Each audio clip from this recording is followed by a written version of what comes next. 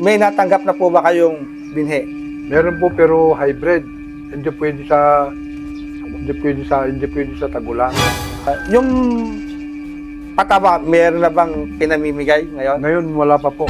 Ngayong may banta ng El Nino sa bansa, ano ang mga direktiba ng Malacanang sa mga rehiyon, lalo na sa Department of Agriculture at NIA? Ang El Nino naman po ay nararanasan natin, hindi na po ito bago. Kaya handa po ang DA sa mga konkretong measures, no? Concrete measures para ito ay maagapan. Hunyo a 8, alas 3:32 ng hapon. Nandito po tayo sa Barangay Butaw, bayan ng Kuya po. At atin po makakapanayam si Kuya Leonardo Gacho.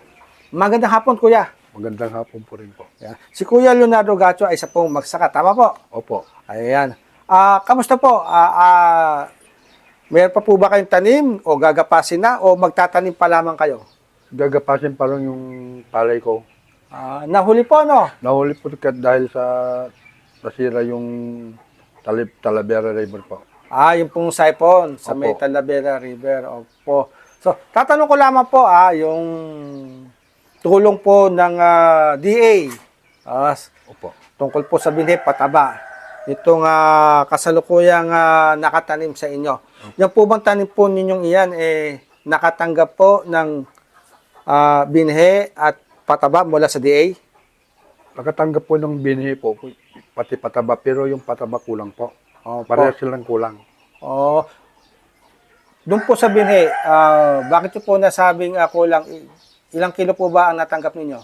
Parang natanggap ko po sa isang hektarya po, 12 kilos lang po. Ano pong klaseng binhi? Yung jackpot po, Hybrid. hybrid po yun. O tag-araw, tamang-tama, no? Opo. So, sa isang hektarya po ba, kapag hybrid seeds, ilang kilo ang dapat? Mga 15 kilos po sa 20 kilos, ganon. Kasya yun. Opo. Sa pataba po, gaano karami o gaano kakonti ang natanggap? Ang pataba nga yung Yung itong gagapasi pa lamang, ilan pong isa lang natanggap po. ninyo? Isang sulfate po. Sulfate. Opo, isang hektarya, isa po. Tanong ko lamang po, maaga naman pong naibigay sa inyo itong pataba. Maaga naman po naibigay pero hindi po sapat. Hindi po sapat. Opo. Opo. Kulang talaga. Sa isang hektarya po ba, ilang bag po ng pataba ang nagagamit ninyo? Pagka yung dayatan po, mga 10. 10. So, isang Sa hektarya pataba po. lang. Isa ang lang natanggap naibigay. po ninyo. So, eto, gagapasin na. At Gagapasin na po. yung iba po, nakapagsimula na pong magtanim. At tatanong ko naman po, para sa ngayong wet season, may natanggap na po ba kayong binhi? Meron po pero hybrid. Hindi pwede sa tagulan. Mas prepare nyo ay inbred. Inbred sana po. Ilang kilo po? 12 kilos lang yung nakuha ko sa hybrid po. So, pares lamang po yung dami nung nakuha nyo nung nakaraan at ngayon. Opo. Opo. Kasi sinasabi po ng ating pamahalaan, dahil tayo po'y nahaharap sa El Nino, sa mga susunod na buwan, mararamdaman po natin yan. Opo. Sinasabing ko, konti na lamang ang mararamdaman mga pag-ulan. Ay mas palalawakin at pararamihin yung mga Yuda. programa. At ang pagkaintindi ko po dito, katulad halimbawa po ng pataba, binhi, ano po. So dito sa binhi, ganun pa rin ang bilang. Opo. Yung pataba, meron na bang pinamimigay ngayon? Ngayon wala pa po. Wala pa. Wala pa po.